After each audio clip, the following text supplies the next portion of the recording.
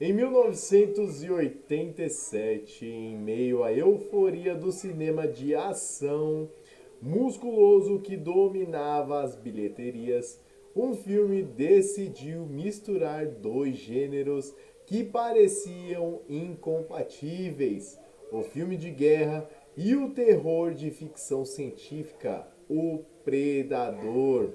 Chegou aos cinemas como mais um veículo para o físico avantajado de Arnold Schwarzenegger, mas rapidamente revelou ser algo muito mais inteligente e perturbador do que o público esperava.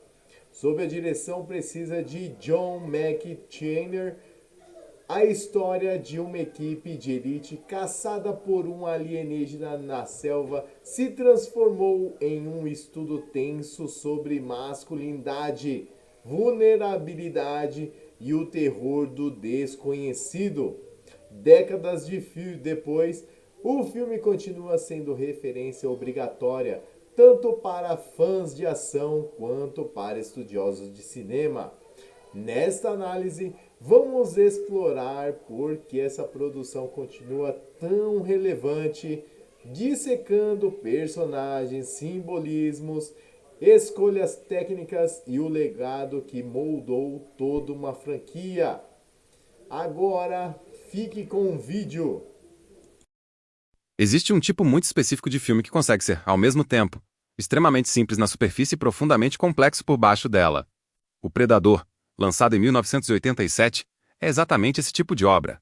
Na sua camada mais visível, temos um grupo de homens armados até os dentes enfrentando um monstro na selva. É a definição perfeita de um filme de ação oitentista, com músculos, suor, explosões e frases de efeito que se tornaram parte da cultura popular. Mas quando olhamos com mais atenção para as escolhas de roteiro, direção, fotografia e design de produção, percebemos que estamos diante de uma obra que dialoga com temas muito maiores: a fragilidade da força humana, os traumas não resolvidos da Guerra do Vietnã, a ansiedade masculina diante de um mundo que não pode mais ser dominado pela força bruta, e o terror ancestral de sermos observados por algo que não conseguimos compreender. Para entender como esse filme conseguiu equilibrar tantas camadas sem perder o ritmo frenético que o consagrou como clássico de ação, é preciso voltar no tempo e olhar para o contexto em que ele foi concebido. O roteiro original, escrito pelos irmãos Jim e John Thomas, nasceu de uma piada. Circulava em Hollywood, no início dos anos 80, um comentário irônico sobre o fato de que Rocky Balboa já havia enfrentado praticamente todos os adversários humanos possíveis em sua saga cinematográfica. Então o próximo passo lógico seria coloca para lutar contra um alienígena. Dessa ideia, que começou como brincadeira, nasceu o conceito central de um caçador extraterrestre que desce à Terra para perseguir os guerreiros mais capacitados que encontrar, como um troféu de caça em um safari cósmico. O roteiro passou por diversas mãos e reformulações antes de chegar à versão que conhecemos. A produtora inicialmente enfrentou dificuldades para encontrar um diretor disposto a assumir o projeto. E o motivo é compreensível. A proposta exigia equilibrar um filme de guerra convincente na primeira metade com uma caçada de terror na segunda. E poucos realizadores confiavam que essa transição funcionaria sem parecer artificial. John McTiernan, que na época ainda não havia dirigido nenhum grande sucesso de bilheteria, assumiu o desafio e trouxe consigo uma visão que acabaria sendo decisiva para o resultado final. Ele entendeu que o segredo não estava em mostrar o monstro o mais rápido possível, mas em construir uma atmosfera de tensão crescente, onde o público sentisse o mesmo desconforto dos personagens. A sensação de estar sendo observado por algo invisível e implacável. A escolha de Arnold para o papel do Major Alan Schaefer não foi acidental. Na época, o ator já era um dos maiores nomes do cinema de ação, tendo consolidado sua imagem através de filmes como Conan, O Bárbaro e O Exterminador do Futuro. Mas havia um risco embutido nessa escolha: como criar um vilão que representasse uma ameaça crível para um ator cuja imagem pública era sinônimo de força física invencível? A resposta dos roteiristas e do diretor foi engenhosa. Em vez de tentar competir em força bruta, o Predador seria superior em tecnologia, em capacidade de camuflagem, em estratégia e em paciência. Ele não precisaria ser fisicamente mais forte que Date para ser mais perigoso. Precisaria apenas ser mais inteligente, mais preparado e completamente invisível até o momento que escolhesse para atacar. Esse é, talvez, um dos aspectos mais subestimados do filme quando as pessoas o recordam apenas pelas cenas de ação, a inversão de poder que acontece ao longo da narrativa. No início, Date e sua equipe são apresentados como uma máquina de guerra quase perfeita, capazes de destruir um acampamento inteiro de guerrilheiros em minutos, com precisão cirúrgica e coordenação impecável. Eles são, essencialmente, predadores no topo da cadeia alimentar humana. Veteranos de operações especiais que já viram e sobreviveram a praticamente tudo que a guerra convencional pode oferecer. É justamente essa confiança inabalável que torna a queda posterior tão impactante. 1 a 1, esses homens extraordinários são caçados, mutilados e mortos por uma criatura que a maior parte do tempo eles nem conseguem ver direito. A narrativa transforma os caçadores em presas, e é essa inversão que dá ao filme sua espinha dorsal temática. Vale a pena parar um momento na sinopse para relembrar a estrutura básica da história, já que é a partir dela que toda a análise seguinte se desenvolve. DAT lidera um pequeno esquadrão de operações especiais composto por homens com habilidades muito específicas. Blaine, o especialista em armas pesadas e mastigador incansável de tabaco. Mac, o atirador de precisão com um passado sombrio ligado ao Vietnã. Billy, o rastreador nativo americano com sentidos aguçados que parecem quase sobrenaturais. Poncho, o comunicador multilingue. E Hawkins, o mais jovem e brincalhão do grupo. Eles são convocados pelo General Phillips, um antigo conhecido de DAT, para uma missão de resgate na fronteira entre um país centro-americano fictício e a Guatemala, onde supostamente um ministro do governo e sua comitiva foram capturados por guerrilheiros.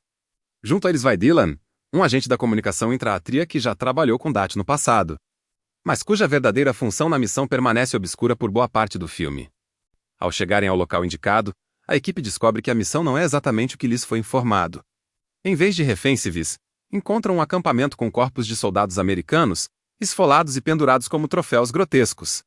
Fica claro que houve uma operação anterior, mal sucedida, e que Dylan sabia mais sobre essa missão anterior do que revelou.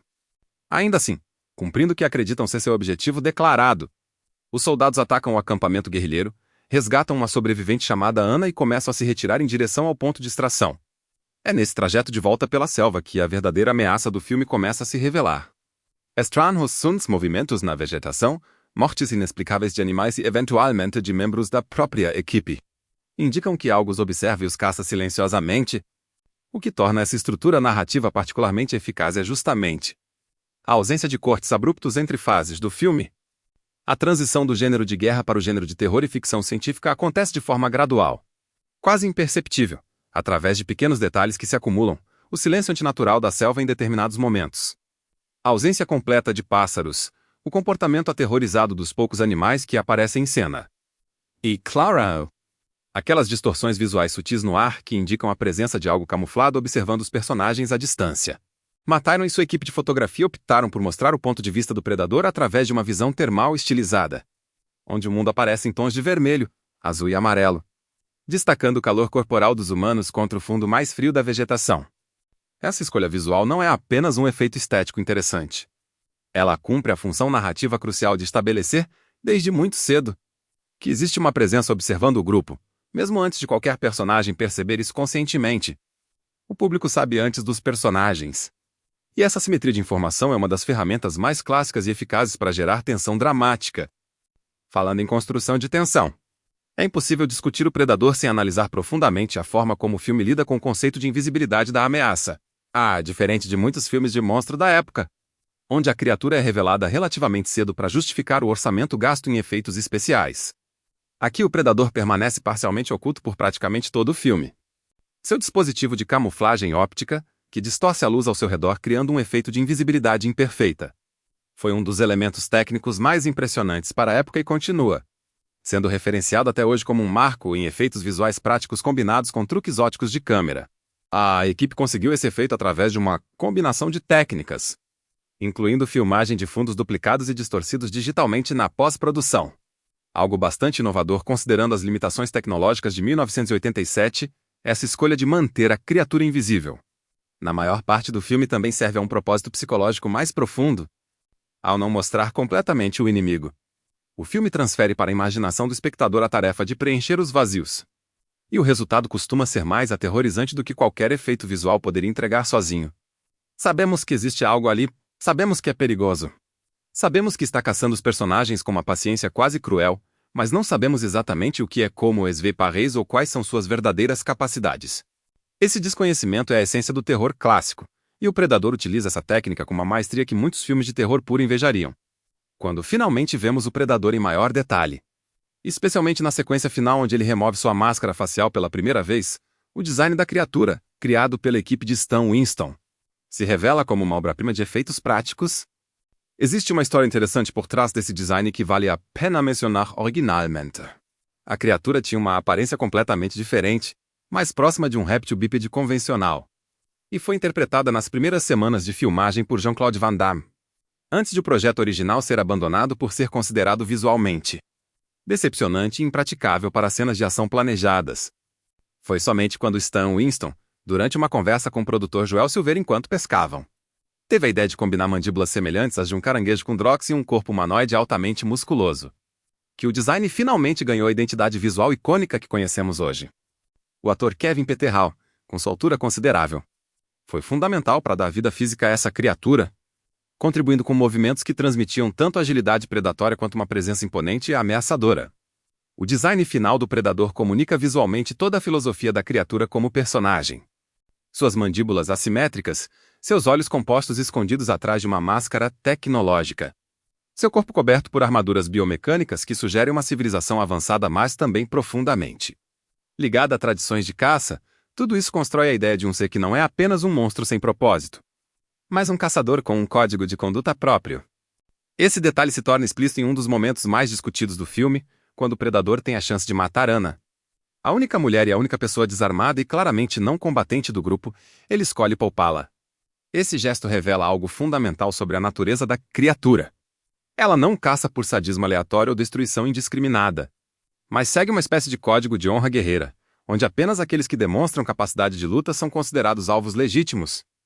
Esse detalhe de caracterização sutil mas poderoso eleva o predador de um simples monstro genérico para um antagonista com motivações e valores compreensíveis, ainda que alienígenas em sua origem. Esse código de honra também se conecta com um dos temas centrais do filme, a ideia de masculinidade guerreira e o que significa ser considerado um digno adversário. Ao longo da narrativa, os personagens humanos constantemente afirmam sua masculinidade através de demonstrações de força física, humor grosseiro, provocações mútuas e uma competitividade quase ritualística. A famosa cena do aperto de mão entre Dati e Dylan logo no início do filme, com seus bíceps se contraindo em uma demonstração quase cômica de força bruta, estabelece imediatamente o tom dessa masculinidade hiperbólica que permeia toda a primeira metade da história. Mas o filme não trata esse tipo de masculinidade de forma completamente ingênua ou celebratória. Ele a expõe, a exagera até o ponto da paródia sutil, e depois a desmonta sistematicamente conforme a equipe vai sendo dizimada pela criatura.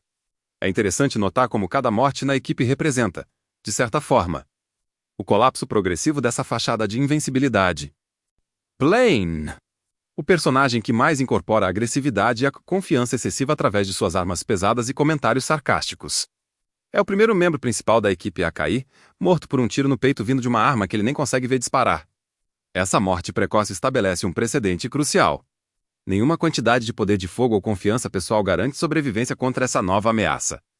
A partir desse ponto, o filme começa a desmantelar, personagem por personagem, a ideia de que a força física convencional é suficiente para vencer qualquer batalha. Mac, interpretado por Bill Duke, oferece uma das camadas emocionais mais interessantes do filme, ainda que discretamente desenvolvida. Sua reação à morte de Blaine, com quem tinha uma amizade próxima estabelecida através de pequenos gestos ao longo do filme, revela uma vulnerabilidade emocional que contrasta com a postura estoica que os personagens tentam manter. A obsessão crescente de Mac em vingar a morte do amigo, culminando em sua própria morte quando ele se recusa a recuar e enfrenta a criatura sozinho, representa outra faceta dessa masculinidade tóxica sendo criticada implicitamente pelo roteiro. A incapacidade de processar luta e trauma de forma saudável, canalizando toda essa dor em uma busca por vingança que acaba sendo autodestrutiva. A Billy, o rastreador interpretado por Sunny Landon, talvez seja o personagem que melhor representa a conexão espiritual com a natureza, por extensão, um tipo de sabedoria que transcende a força bruta militar. Ao longo do filme, Billy é retratado como o primeiro a perceber que algo está fundamentalmente errado, muito antes de qualquer evidência concreta aparecer. Sua sensibilidade aos sinais sutis da selva, sua conexão quase mística com o ambiente ao seu redor, sugerem uma forma de conhecimento que os outros membros da equipe, apesar de todo o seu treinamento militar avançado, simplesmente não possuem. Quando Billy finalmente enfrenta o predador, ele faz algo notável, em vez de fugir ou continuar tentando escapar através de armamento convencional.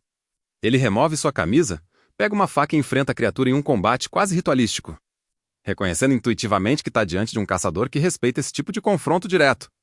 Essa cena, embora sua morte não seja mostrada explicitamente na tela, permitindo até especulações entre os fãs sobre seu destino final, Representa um momento de aceitação e coragem que contrasta com o pânico crescente dos demais personagens. Dylan, interpretado por Carl Weathers, oferece outra camada interessante de análise. Como agente da comunicação intra-átria disfarçado de simples acompanhante da missão, Dylan representa a burocracia e os interesses políticos obscuros por trás de operações militares que os soldados de campo executam sem conhecer todo o contexto.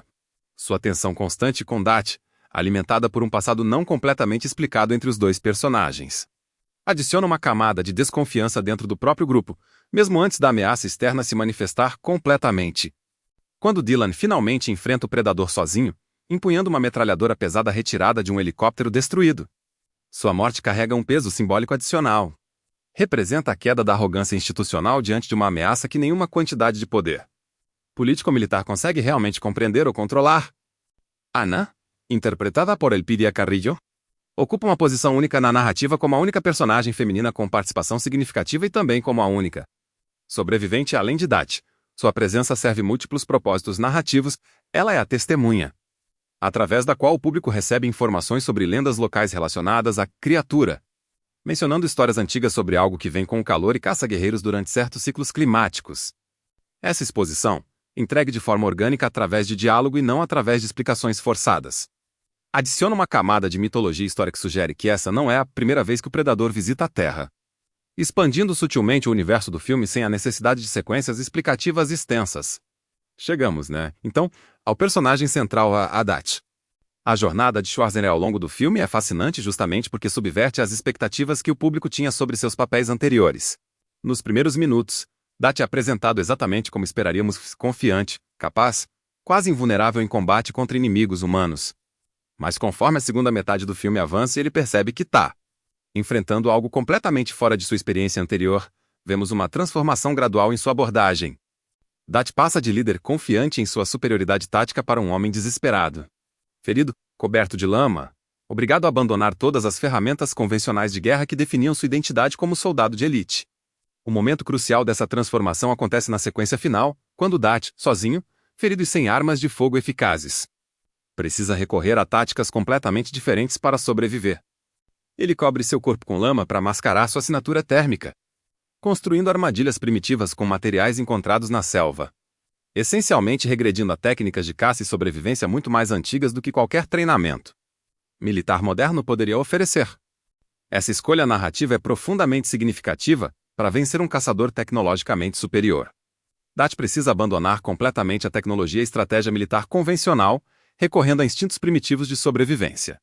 Ele se torna, essencialmente, o próprio predador em um nível mais fundamental e ancestral, nivelando o campo de batalha não através de armas melhores, mas através de inteligência, paciência e determinação pura. Essa sequência final, com sua lama, armadilhas improvisadas e confronto direto e físico entre Dat e o predador ferido e sem seu arsenal tecnológico completo, representa um dos clímax mais bem construídos do cinema de ação dos anos 80. O que poderia facilmente ter se tornado apenas mais uma luta corporal genérica ganha peso dramático justamente por causa de tudo que veio antes. Sabemos o quanto Dat perdeu, quantos amigos foram mortos, quanto ele mesmo foi ferido física e emocionalmente ao longo dessa jornada. Quando ele finalmente consegue, através de pura engenhosidade e resistência, derrotar a criatura, essa vitória não parece um golpe de sorte ou um exagero de força heróica improvável. Parece o resultado lógico e ganho de uma transformação de personagem que foi cuidadosamente construída ao longo de todo o filme. Vale a pena discutir também a decisão final do próprio predador ao perceber que está derrotado. Em vez de aceitar simplesmente a morte, a criatura ativa um dispositivo de autodestruição, uma bomba nuclear miniaturizada, aparentemente preferindo destruir a si mesma e tudo ao redor em uma explosão final, do que ser capturada ou morrer de forma menos gloriosa. Esse gesto reforça, mais uma vez, a caracterização da criatura como um ser guiado por um código de honra próprio, onde certos tipos de morte são preferíveis a outros. É um detalhe pequeno, mas que adiciona uma camada final de complexidade ao antagonista que poderia facilmente ter permanecido como apenas um monstro genérico sem qualquer nuance. Do ponto de vista técnico e de direção, Don McTiernan demonstrou nesse filme uma compreensão excepcional de como construir tensão através de composição de câmera. Muitas das sequências mais memoráveis do filme dependem menos de diálogo explicativo e mais de escolhas puramente visuais e sonoras para comunicar informação e gerar ansiedade no espectador. A trilha sonora composta por Alan Silvestre merece destaque especial nessa equação.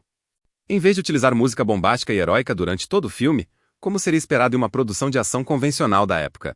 Sylvester optou por incorporar elementos tribais, percussão pesada e momentos de silêncio quase completo, criando uma atmosfera que oscila entre a grandiosidade militar da primeira metade e o terror ancestral da segunda. A famosa sequência de perseguição na selva, com sua percussão crescente e uso inteligente de silêncio nos momentos certos, exemplifica perfeitamente como a trilha sonora trabalha em conjunto com a direção para maximizar o impacto emocional de cada cena. A fotografia, assinada por Dan Almapine, também merece reconhecimento significativo. A decisão de filmar nas florestas tropicais do México, especificamente na região de Puerto Vallarta, trouxe uma autenticidade visual que seria impossível de replicar completamente em estúdio. As condições de filmagem foram notoriamente difíceis, com calor extremo, umidade constante e terreno desafiador.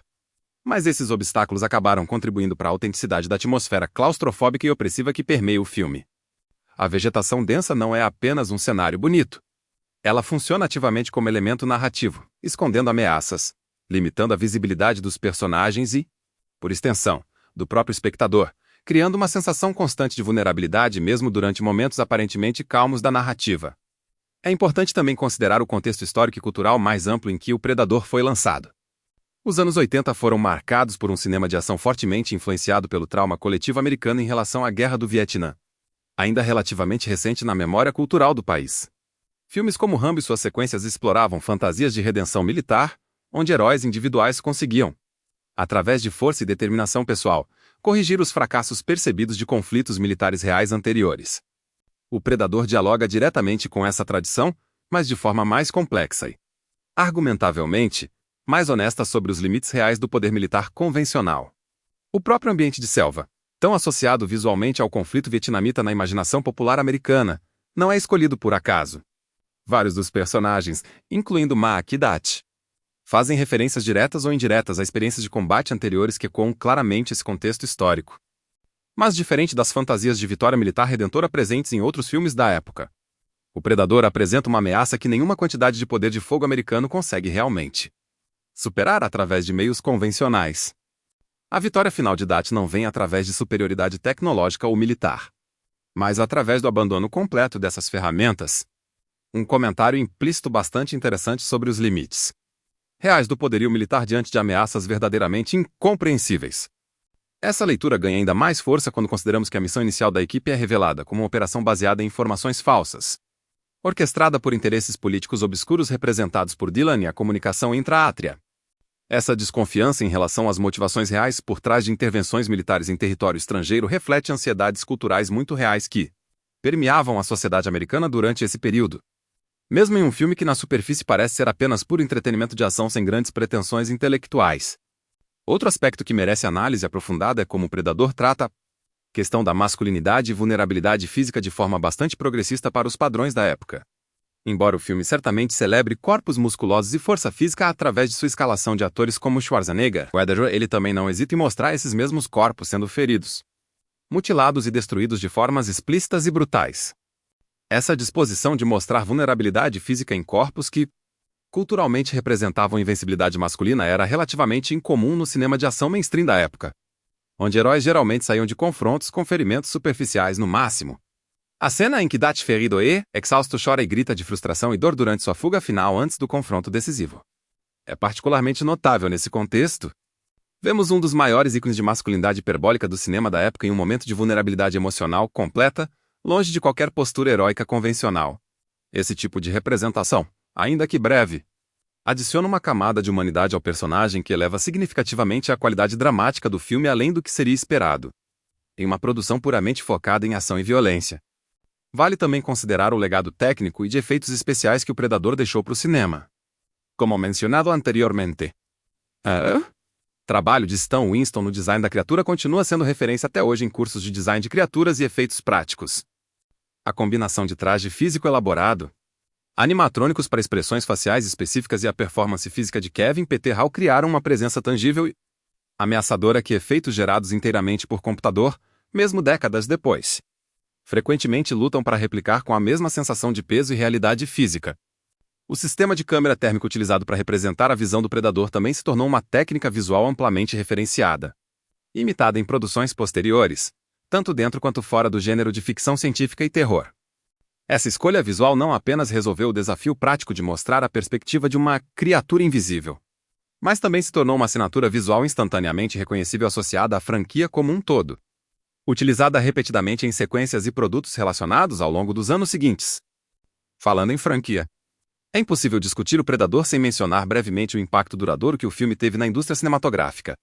Através das inúmeras sequências, spin-offs e produtos relacionados que gerou ao longo das décadas seguintes. Embora nenhuma sequência tenha conseguido replicar completamente a combinação específica de elementos que tornaram o filme original tão eficaz, a franquia como um todo demonstra o quanto o conceito central, um caçador alienígena tecnologicamente superior perseguindo os guerreiros mais capacitados da Terra, ressoou com o público ao longo de gerações diferentes. Essa longevidade cultural não é acidental. Ela reflete o quanto o filme original conseguiu criar um antagonista verdadeiramente memorável, com identidade visual distintiva e motivações compreensíveis, ao mesmo tempo que contava uma história de sobrevivência humana, emocionalmente ressonante através do arco de transformação de Dutch. Poucos filmes de ação da época conseguiram equilibrar tão bem espetáculo visual, tensão de terror genuíno e desenvolvimento de personagem significativo dentro de um pacote de entretenimento aparentemente simples na superfície. Analisando o filme através de uma perspectiva mais contemporânea, também é interessante notar como o Predador antecipou, de certa forma, discussões culturais que se tornariam mais proeminentes décadas depois. A ideia de uma força tecnologicamente superior e praticamente invisível, capaz de vigiar e eliminar alvos específicos sem qualquer possibilidade de contato convencional, ganha ressonâncias adicionais quando pensamos em desenvolvimentos tecnológicos militares reais que emergiram nas décadas seguintes ao lançamento do filme. Embora certamente não intencional na época de produção, essa qualidade quase profética adiciona uma camada extra de interesse ao revisitar o filme com olhos contemporâneos. O tratamento dado à diversidade dentro da equipe militar também merece consideração, especialmente para os padrões da época. A presença de Mac, interpretado por um ator negro em um papel de destaque e complexidade emocional significativa, e de Billy, representando uma perspectiva indígena norte-americana tratada com relativo respeito e importância narrativa, embora certamente não isentos de estereótipos típicos da época. Representam uma tentativa de diversidade de representação que, mesmo com suas limitações vistas através de uma lente contemporânea, ainda merece reconhecimento dentro do contexto histórico específico em que o filme foi produzido. Retomando a discussão sobre estrutura narrativa, um dos aspectos mais elegantes do roteiro é como ele gerencia a revelação de informação ao longo do filme, sem nunca parecer artificialmente contido ou excessivamente explicativo. Não há uma cena de exposição longa explicando exatamente o que é o Predador, de onde ele vem, ou quais são exatamente suas capacidades tecnológicas completas. Em vez disso, o público, assim como os personagens, precisa reconstruir esse entendimento através de observação, inferência e pequenos fragmentos de diálogo e evidência visual espalhados ao longo da narrativa. Essa abordagem, conhecida no meio cinematográfico como mostrar em vez de contar, respeita a inteligência do espectador e contribui significativamente para a sensação de mistério e descoberta que permeia toda a experiência de assistir ao filme. A ausência quase completa de exposição científica ou explicação tecnológica detalhada também contribui para manter o Predador como uma entidade genuinamente misteriosa e ameaçadora. Sabemos que ele possui camuflagem óptica avançada, armas de energia direcionada, capacidades de visão térmica sobrepostas a outros espectros de luz e tecnologia de autodestruição. Mas nunca recebemos explicações detalhadas de como exatamente essas tecnologias funcionam em termos científicos. Essa escolha mantém o foco da narrativa firmemente na experiência humana de terror e sobrevivência, em vez de se perder em detalhes de ficção científica que poderiam distrair do impacto emocional central da história. É também interessante analisar como o filme utiliza o ambiente natural da selva não apenas como cenário, mas como um participante ativo na narrativa. A vegetação densa cria constantemente situações onde a visibilidade limitada gera tensão e incerteza. Os sons naturais da selva, insetos, água corrente, vento através das folhas, são cuidadosamente utilizados para criar contraste com os momentos de silêncio antinatural que sinalizam a presença próxima do predador. Essa atenção ao design sonoro ambiental demonstra um nível de sofisticação técnica que vai muito além do que seria estritamente necessário para um filme de ação convencional da época, revelando a ambição artística por trás de uma produção que facilmente poderia ter-se contentado em ser apenas mais um filme de tiro e explosão sem maiores pretensões. Voltando brevemente à performance dos atores, é importante reconhecer o trabalho conjunto do elenco em criar uma sensação genuína de camaradagem militar durante a primeira metade do filme, antes de qualquer ameaça sobrenatural se manifestar. Passamos tempo suficiente com esses personagens interagindo, provocando uns aos outros, demonstrando pequenos momentos de vulnerabilidade e conexão emocional através de humor e cumplicidade, para que suas mortes subsequentes carreguem peso emocional genuíno. Sem esse investimento inicial cuidadosamente construído, a segunda metade do filme, focada primariamente em sobrevivência e terror, não teria o mesmo impacto dramático. Essa construção de personagem através de pequenos detalhes comportamentais, em vez de longos monólogos explicativos sobre histórias pessoais, exemplifica uma economia narrativa impressionante. Aprendemos sobre a personalidade de cada membro da equipe através de como eles interagem uns com os outros durante momentos de descanso, como reagem sob pressão durante o combate inicial e através de pequenos gestos que revelam relacionamentos e dinâmicas de grupo estabelecidas ao longo de anos de serviço militar conjunto, mesmo que esse histórico compartilhado nunca seja explicitamente narrado em detalhes. Considerando agora o legado mais amplo do filme dentro da carreira de seus principais colaboradores, O Predador representa um momento significativo tanto para Schweiger quanto para Mastern. Para Schwarzenegger, o filme demonstrou sua capacidade de carregar não apenas filmes de ação pura, mas também narrativas com elementos de terror e ficção científica mais sofisticados, expandindo a percepção pública sobre a versatilidade de suas capacidades como protagonista de blockbuster. Para McTiernan, o sucesso crítico e comercial do filme abriu portas para projetos subsequentes que consolidariam ainda mais sua reputação como um dos diretores de ação mais competentes de sua geração, culminando no lançamento de outro clássico absoluto do gênero apenas 2 anos depois. A influência estilística de O Predador também pode ser observada em inúmeras produções posteriores que tentaram capturar elementos similares de tensão, atmosfera e construção de ameaça através de revelação gradual. Videogames, quadrinhos, romances e outras produções cinematográficas frequentemente referenciam ou homenageiam elementos visuais e narrativos específicos, estabelecidos por esse filme, demonstrando o quanto sua influência transcendeu os limites do próprio gênero de ação e ficção científica para impactar a cultura popular de forma mais ampla e duradoura. Analisando criticamente possíveis fragilidades do filme, é justo reconhecer que alguns elementos do roteiro podem parecer, através de uma lente contemporânea, um tanto convencionais ou até simplistas em certos momentos. A caracterização de alguns personagens secundários permanece relativamente superficial, definida mais por traços de personalidade únicos e memoráveis do que por desenvolvimento psicológico profundo. Certos diálogos, especialmente aqueles carregados de bravata masculina exagerada, podem soar datados ou até involuntariamente cômicos para audiências modernas acostumadas com abordagens mais sutis de caracterização. No entanto, é importante contextualizar essas possíveis limitações dentro do gênero e da época em que o filme foi produzido. O Predador nunca se propôs a ser um drama psicológico profundo sobre a condição humana. Ele é, fundamentalmente, um filme de gênero que utiliza convenções estabelecidas de forma extremamente competente, em muitos aspectos, inovadora. Julgar o filme por padrões que ele nunca pretendeu alcançar seria uma análise injusta, que ignora suas verdadeiras ambições e conquistas dentro do contexto específico de sua proposta artística e comercial. Outro ponto de análise interessante envolve a forma como o filme lida com ritmo e pacing ao longo de sua duração. A primeira metade, focada na missão militar convencional, estabelece um ritmo relativamente rápido e cheio de ação direta, quase como um filme de guerra tradicional. A transição para a segunda metade, onde o foco muda drasticamente para a tensão psicológica e terror de sobrevivência, exige uma mudança correspondente de ritmo, consequências mais lentas e deliberadas que permitem a atenção se acumular organicamente. A Tiernan demonstra controle impressionante sobre essas mudanças de ritmo, garantindo que a transição entre esses dois modos narrativos distintos nunca pareça abrupta ou desconectada, mas sim uma evolução natural da própria narrativa conforme os personagens e o público junto com eles compreendem gradualmente a verdadeira natureza da ameaça que enfrentam. Refletindo sobre o impacto cultural mais amplo do filme, é notável como certas frases e momentos específicos se tornaram parte permanente da cultura popular, referenciados e parodiados incontáveis vezes ao longo das décadas seguintes em contextos completamente diferentes do filme original.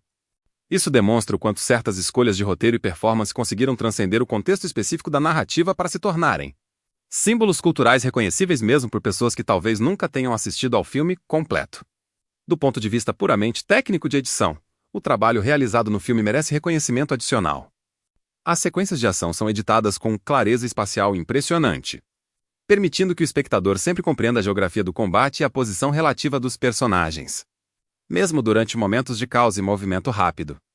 Essa clareza espacial, algo que muitos filmes de ação contemporâneos frequentemente sacrificam em favor de edição extremamente rápida e desorientadora, contribui significativamente para a eficácia geral das sequências de tensão e combate, permitindo que o público realmente se envolva emocionalmente com o que está acontecendo em vez de simplesmente ser bombardeado com estímulos visuais sem contexto claro.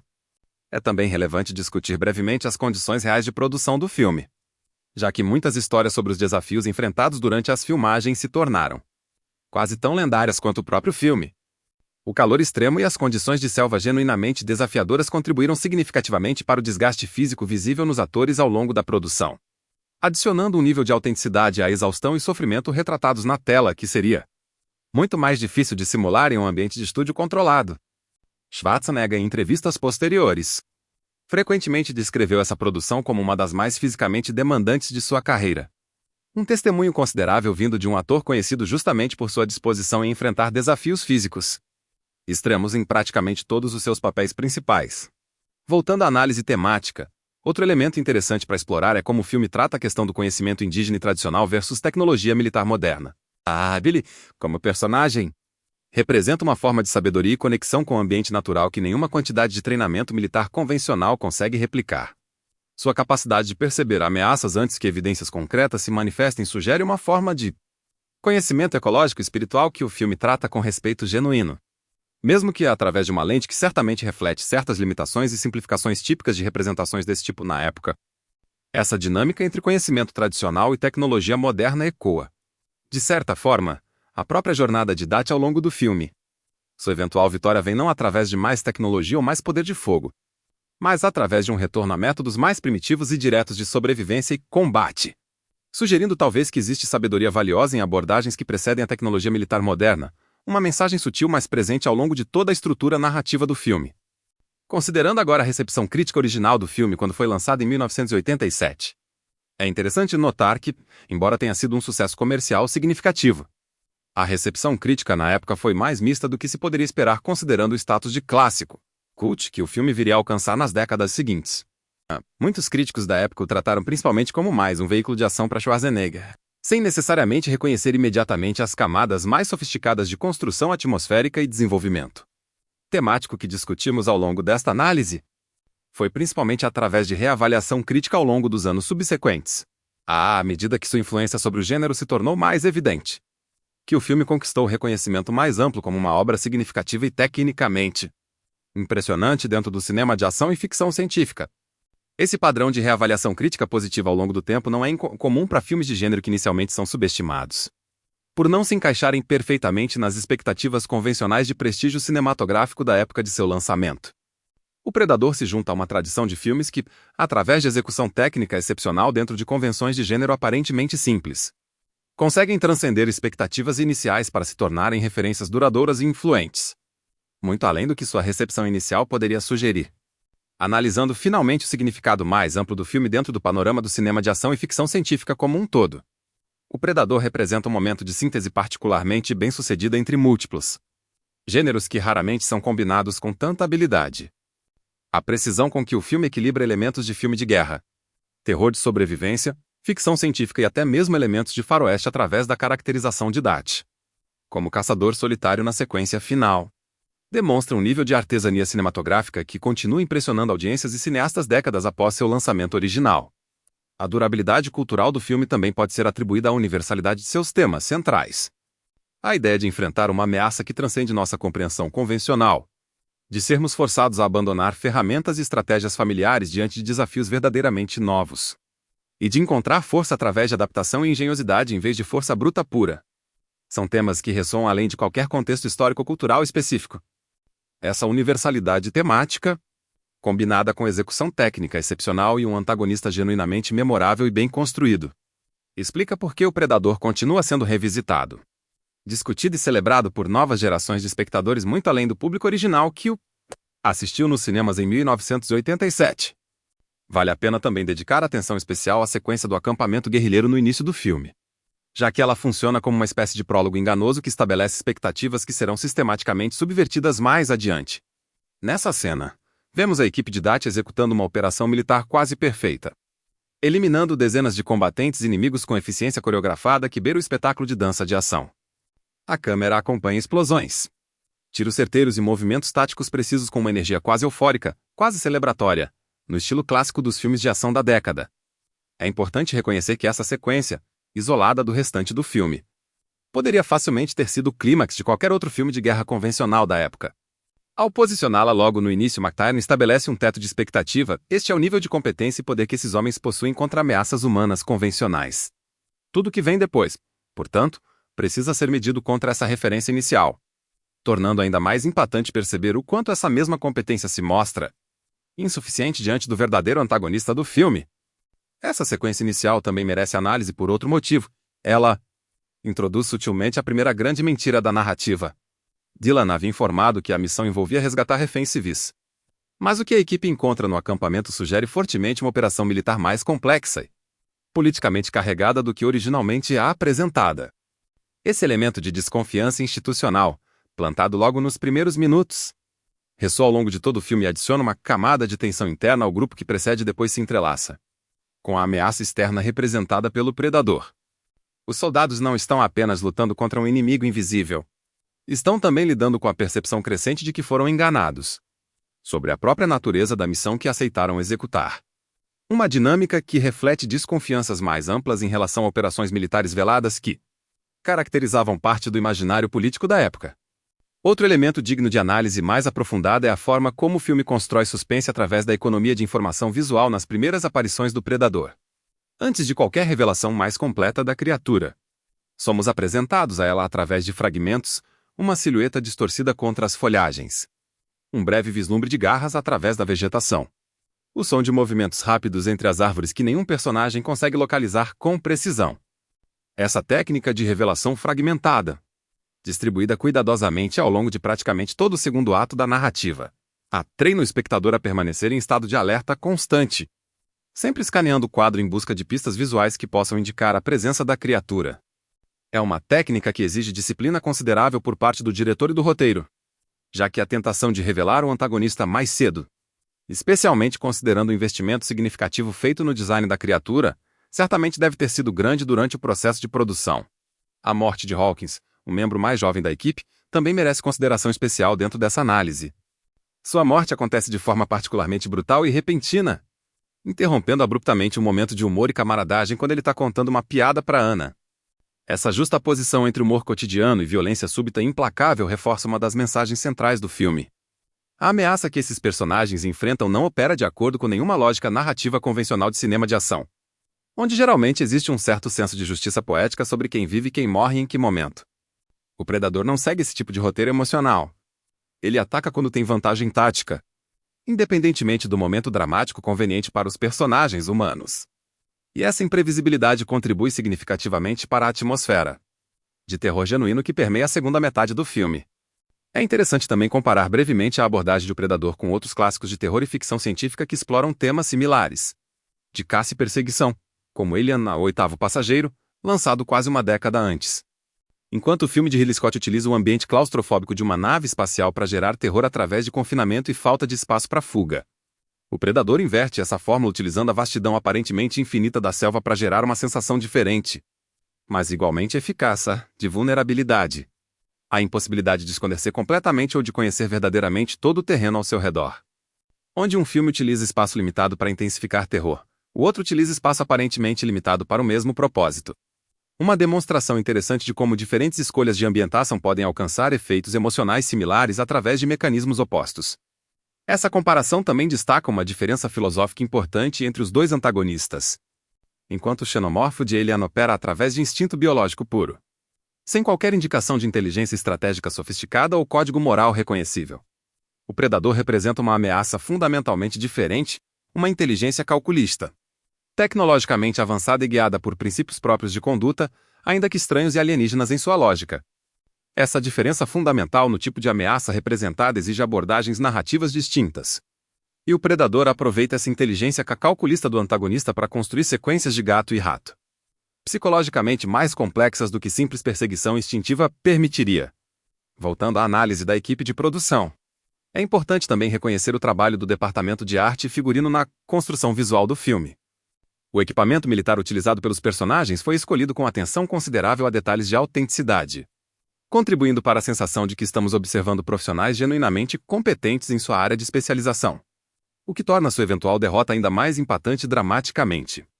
Da mesma forma, a progressiva deterioração física dos personagens ao longo do filme, refletida através de figurino cada vez mais sujo, rasgado e ensanguentado. Funciona como um indicador visual silencioso do desgaste físico e psicológico que eles enfrentam, reforçando através de escolhas puramente visuais a jornada de transformação que discutimos anteriormente em relação ao personagem de Dutch. Sobre a questão da montagem sonora, além da já mencionada trilha de Alan Silver, o trabalho de design de som ambiente merece reconhecimento adicional. A equipe de som conseguiu criar uma paisagem sonora da selva que funciona simultaneamente como elemento de imersão realista e como ferramenta narrativa ativa. O silêncio súbito de insetos e pássaros, um fenômeno real que ocorre na natureza quando predadores estão próximos, é utilizado repetidamente ao longo do filme como um sinal sutil, mas eficaz, de que o predador está se aproximando, ensinando o público a associar a ausência de som natural com perigo iminente sem nunca precisar explicar esse padrão através de diálogo. Refletindo mais uma vez sobre o legado do filme, também vale mencionar como a franquia subsequente, apesar de suas variações de qualidade ao longo dos anos, sempre retornou aos elementos fundamentais estabelecidos por este primeiro filme como referência central. O conceito de caça esportiva alienígena, o código de honra do predador. A tensão entre tecnologia avançada e instinto de sobrevivência primitivo. Isso demonstra o quanto a estrutura conceitual original criada pelos roteiristas e refinada pela direção de Matt Tyron continua sendo considerada a fórmula ideal contra a qual todas as tentativas subsequentes de expandir esse universo são inevitavelmente comparadas. Um testemunho considerável à solidez fundamental da concepção original. Por fim, antes de encerrarmos esta análise, cabe refletir sobre por que, décadas depois de seu lançamento, ainda encontramos tanto material rico para discussão em um filme que muitos, à primeira vista, poderiam descartar como simples entretenimento de ação despretensioso. A resposta está justamente na disparidade entre a aparente simplicidade da premissa e a sofisticação real de execução em praticamente todos os departamentos técnicos e criativos envolvidos na produção. Poucos filmes conseguem equilibrar tantos elementos aparentemente contraditórios com tamanha competência, ação visceral e terror psicológico, espetáculo visual e desenvolvimento de personagem genuíno, entretenimento popular acessível e camadas temáticas que recompensam a análise mais aprofundada. Essa combinação rara que garante ao filme seu lugar permanente não apenas como um clássico cult querido por fãs de ação e ficção científica, mas como um objeto de estudo legítimo para qualquer pessoa interessada em compreender como o cinema de gênero pode alcançar excelência artística, sem nunca abandonar seu compromisso primário com o entretenimento visceral e emocionante que o público originalmente busca ao assistir a esse tipo de produção. Um aspecto que costuma passar despercebido em análises mais superficiais do filme é a maneira cuidadosa como o roteiro distribui momentos de respiro entre as sequências de tensão mais intensa. Filmes de ação e terror que mantêm o espectador em estado de alerta máximo durante toda a sua duração correm o risco de causar fadiga emocional, onde o público simplesmente se acostuma com o nível de tensão apresentado e passa a reagir com menos intensidade a cada nova ameaça. O predador evita essa armadilha através de uma alternância cuidadosa entre momentos de ação intensa, sequências de suspense silencioso e pequenos intervalos de camaradagem e humor entre os personagens. Essa oscilação rítmica não é acidental. Ela reflete o entendimento sofisticado de como a tensão dramática funciona ao longo de uma narrativa mais extensa, permitindo que cada pico subsequente de perigo pareça ainda mais intenso justamente por causa do contraste com os momentos de relativa calma que o precederam. Essa estrutura também se reflete na progressão geográfica da narrativa. À medida que a equipe avança em direção ao ponto de extração, o ambiente ao redor dele se transforma gradualmente, a vegetação se torna mais densa, os rios mais traiçoeiros, o terreno mais acidentado e labiríntico.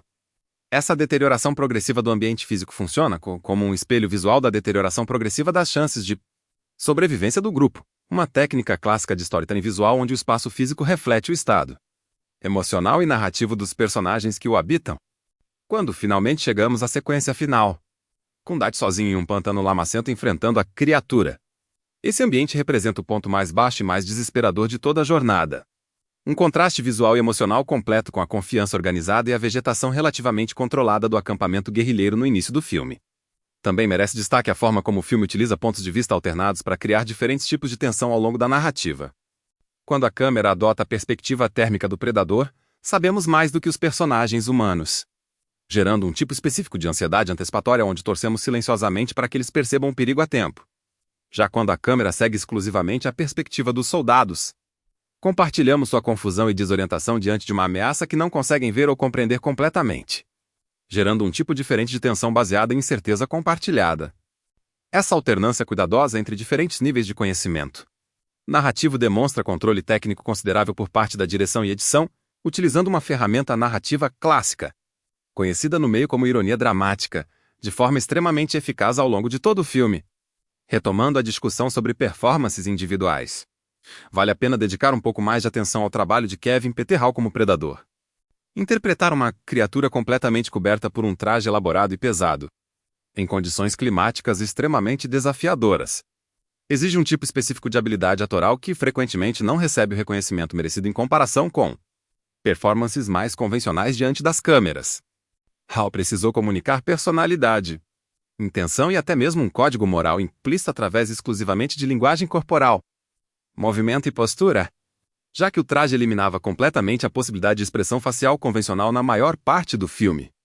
A forma como ele inclina a cabeça ao observar suas presas, os movimentos calculados e quase felinos ao se locomover pela vegetação, e a postura que alterna entre paciência predatória e agressão explosiva quando necessário. Tudo isso contribui significativamente para tornar o Predador uma presença física convincente e ameaçadora, muito além do que o design visual sozinho poderia alcançar sem uma performance física competente para dar vida a esse design. Também vale reconhecer a contribuição de Richard Chu e os demais editores na estruturação final do ritmo do filme. Através da sala de montagem, decisões sobre quanto tempo permanecer em determinado plano antes de cortar, quando revelar informação visual crucial versus quando manter o quadro deliberadamente ambíguo, e como construir a progressão de cada sequência de ação através da justaposição cuidadosa de diferentes ângulos de câmera. São decisões que acontecem primariamente na fase de Prukai e que frequentemente recebem menos reconhecimento público do que merecem, apesar de sua importância fundamental para o sucesso final de qualquer produção cinematográfica, especialmente em um filme que depende tanto de timing preciso para gerar tensão e suspense eficazes. Considerando também o aspecto de produção executiva, é importante mencionar o papel de Joel Silver, cuja visão para o projeto ajudou a moldar decisões cruciais ao longo de todo o processo de desenvolvimento e produção. Silver já havia trabalhado em outras produções de ação de sucesso e trouxe consigo um entendimento considerável sobre como equilibrar a ambição criativa com viabilidade comercial, um equilíbrio que se mostrou fundamental para o sucesso final do filme.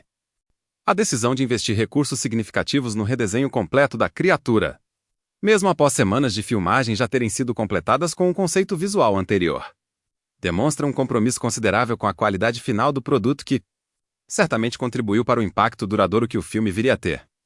Refletindo sobre a experiência de assistir ao filme através de uma perspectiva mais contemporânea, também é interessante notar como certas técnicas que pareciam inovadoras em 1987 se tornaram, através de décadas de imitação e referência por parte de produções subsequentes, quase invisíveis para audiências modernas justamente por terem se tornado tão amplamente adotadas como convenções padrão do gênero. A visão térmica do predador, por exemplo, se tornou uma técnica visual tão comum em filmes e séries de ação e ficção científica subsequentes que é fácil esquecer o quanto ela era visualmente distintiva e inovadora quando apresentada pela primeira vez.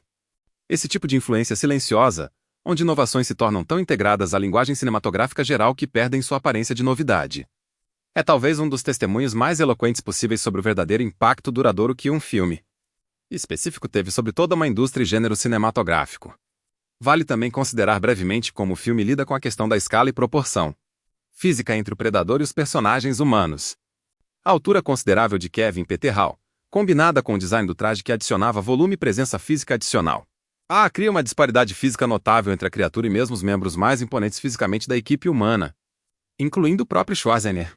Essa disparidade de escala comunica visualmente, sem necessidade de diálogo explicativo, a vantagem física inerente que o predador possui, reforçando através de composição visual simples a sensação de que os personagens humanos estão genuinamente em desvantagem física, mesmo antes de considerarmos suas vantagens tecnológicas adicionais como camuflagem e armamento avançado.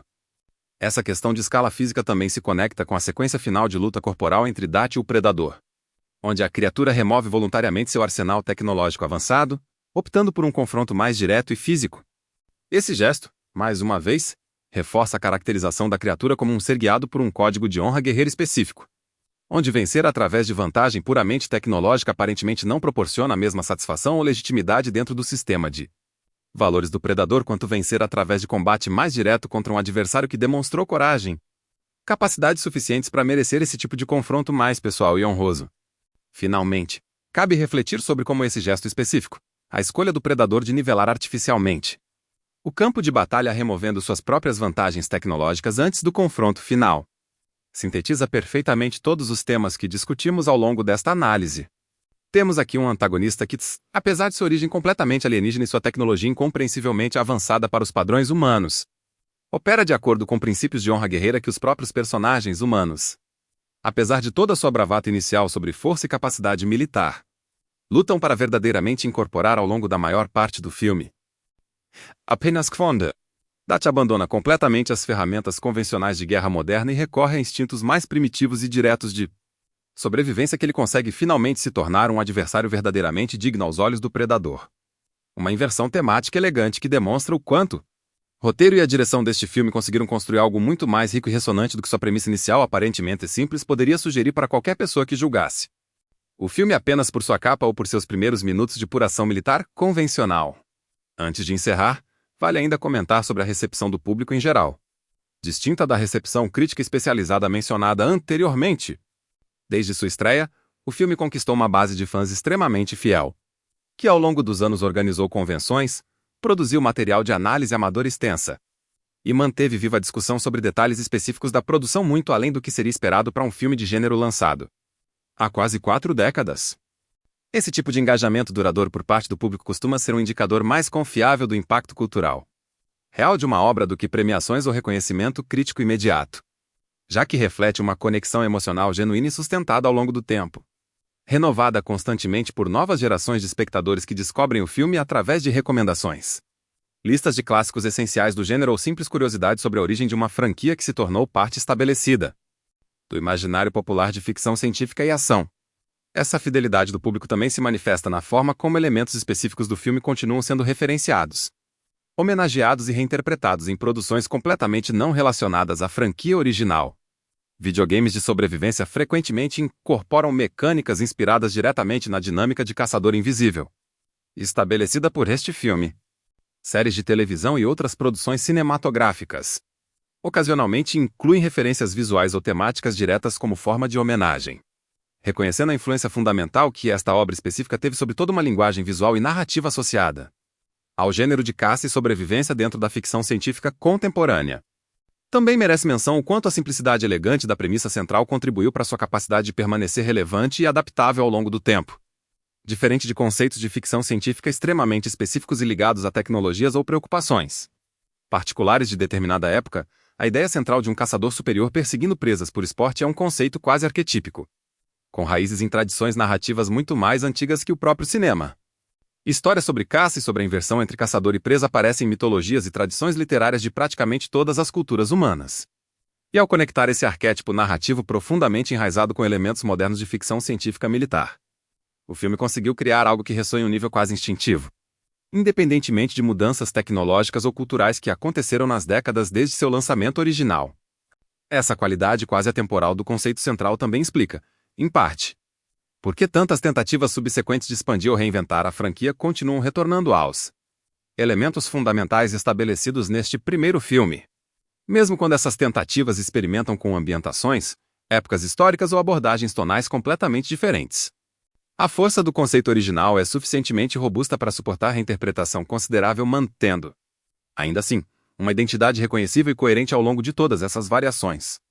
Um testemunho adicional à qualidade fundamental do trabalho de construção de mundo e personagem realizado pela equipe original de roteiristas, diretor e designers envolvidos nesta produção específica de 1987. Encerrando essa reflexão mais ampla sobre legado e impacto cultural, é importante também reconhecer que parte considerável do sucesso duradouro deste filme se deve à disposição de sua equipe criativa em correr riscos criativos significativos dentro de um contexto de produção comercial de grande orçamento, algo que nem sempre é incentivado ou permitido dentro da indústria cinematográfica mainstream. A decisão de investir tempo e recursos consideráveis em redesenhar completamente a criatura central após semanas de produção já completadas, a disposição de construir tensão através de silêncio e sugestão em vez de confiar exclusivamente em espetáculo visual constante, e o compromisso em desenvolver personagens com camadas emocionais genuínas mesmo dentro de um filme primariamente vendido como entretenimento de ação. Todas essas escolhas representam um tipo de ambição criativa que nem sempre é recompensada comercialmente, mas que neste caso específico resultou em uma obra que continua sendo estudada, celebrada e revisitada muito além do que qualquer envolvido na produção original provavelmente imaginava. Quando o filme estreou nos cinemas naquele verão de 1987, ao concluirmos esta análise, fica evidente que o Predador transcende amplamente a categoria de simples entretenimento de ação que sua premissa inicial poderia sugerir, através de direção competente, design de produção inovador, performances comprometidas e um roteiro que equilibra habilmente múltiplos gêneros e temas complexos. O filme conquistou um lugar permanente não apenas na história do cinema de ação, mas na cultura popular mais ampla. Sua exploração da fragilidade da força humana diante do verdadeiramente desconhecido. Sua crítica sutil, mas presente à masculinidade militar hiperbólica. E sua construção magistral de tensão através de revelação gradual de ameaça. Continuam oferecendo material rico para análise e discussão décadas após seu lançamento original. Essa combinação rara de entretenimento visceral eficaz com profundidade temática genuína que garante ao filme seu status merecido como um verdadeiro clássico do cinema, capaz de satisfazer tanto espectadores buscando por adrenalina quanto aqueles interessados em explorar camadas mais profundas de significado por trás da caçada mortal na selva centro-americana.